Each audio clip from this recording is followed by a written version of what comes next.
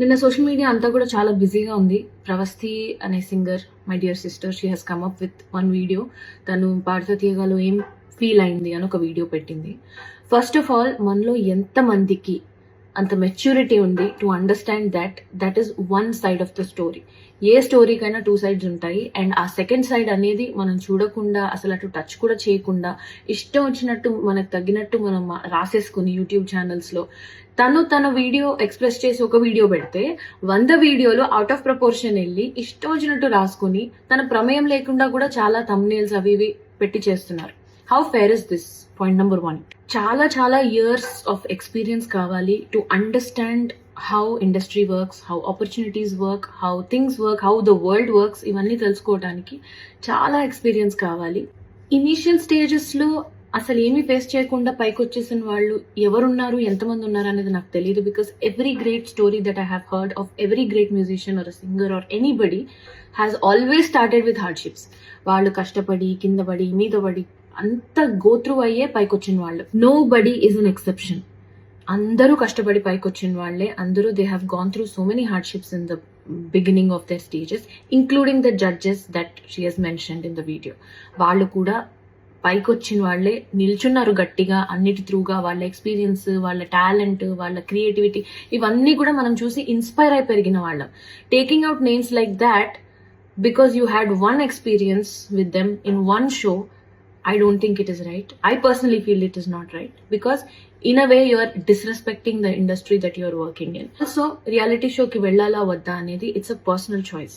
Inka favoritism విషయానికి వస్తే, నాకు ఎవరైనా కాల్ చేసి నాకు ఒక మేల్ సింగర్ కావాలండి షోకి, మీతో పాటు ఒక యాంకర్ కావాలండి అంటే, నేను డెఫినెట్లీ నాకు క్లోజ్ అయ్యి నాకు ఫ్రెండ్స్ ఎవరైనా ఉంటే నేను వాళ్ళని మాత్రమే రిఫర్ చేస్తాను. I will not go for anybody beyond that.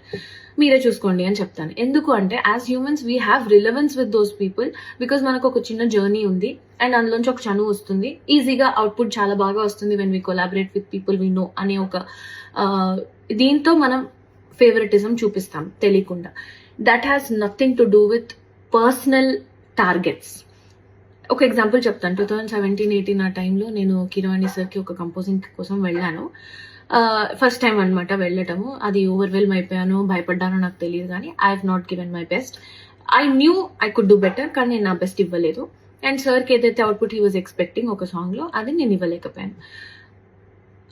5-6 years వరకు మళ్ళీ నన్ను పిలవలేదు. నేను కూడా డిసప్పాయింట్ అయ్యాను, చాలా డిసప్పాయింట్ అయ్యాను. ఎందుకు అసలు ఒక 2-3 ఛాన్సెస్ ఇవ్వచ్చు కదా నాకు అని నేను కూడా చాలా డిసప్పాయింట్ అయ్యాను. But I didn't give up. ఈ 5-6 years I have genuinely worked, అంటే సార్ దగ్గర కాదు, బయట genuinely worked, improved my talent, learn so many things, learn about how industry work, ఎలాంటి మైండ్ సెట్ ఉంటుంది మ్యూజిషియన్స్కి, ఇవన్నీ కూడా నేను దగ్గరుండి డే బై డే నేర్చుకుని వచ్చాను. 5-6 ఇయర్స్లో కూడా I have created my own opportunities. డబ్బింగ్కి వెళ్ళేదాన్ని, సింగింగ్ చేసేదాన్ని, ట్రాక్స్ పాడేదాన్ని, కోరస్ పాడేదాన్ని, ఆర్జింగ్ చేసుకునేదాన్ని. All the opportunities I have created for myself. 5-6 years తర్వాత, without any external influence, I got a call from Kirani sir saying that he wants to work on a song. నేను వెళ్ళాను. This time I did much better. Sir ఏదైతే output అనుకున్నారో that I could deliver. As simple as that. నాకు అర్థమైంది నా ఎక్స్పీరియన్స్లో ఏంటి అంటే, తెలియకుండా వీ ఓవర్సీ థింగ్స్. అంటే అమ్మో అని ఒక పెద్ద ఇది ఇచ్చేసుకుంటాం థింగ్స్కి, బట్ అక్కడ అంత ఉండదు. Especially at times like this we should calm down and look at the bigger picture here, because it is never about people. It is about art, it is about music, it is about output. ఇవి పెద్ద విషయాలు మనకంటే కూడా. So దాన్ని అలా చూసినప్పుడే as artists I think we will enjoy this journey. ఇప్పుడు అనిపించింది 5-6 ఇయర్స్ తర్వాత నన్ను ఎందుకు పిలిచారు out of the blue moon అంటే, బికాస్ నా సైడ్ నుంచి, నా పర్స్పెక్టివ్ నుంచి ఆలోచిస్తే, because I didn't give up. And also నా వర్క్ ఏదైతే చేశానో అది ప్యూరెస్ట్ ఇంటెన్షన్స్తో చేశాను. I have never expected anything out of anybody's association.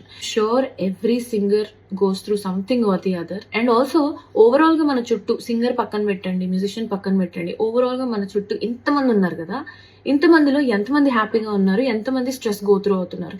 If the problem lies only in music industry, only in singers, only with reality shows, ఇంతమంది ఎందుకు disappointed గా ఉన్నారు చుట్టూ? Because it is happening everywhere. ఈ mental health awareness లేకపోవటం అనే ఒక concept ఏదైతే ఉందో, ఇట్ ఈస్ హ్యాపెనింగ్ ఎవ్రీవేర్.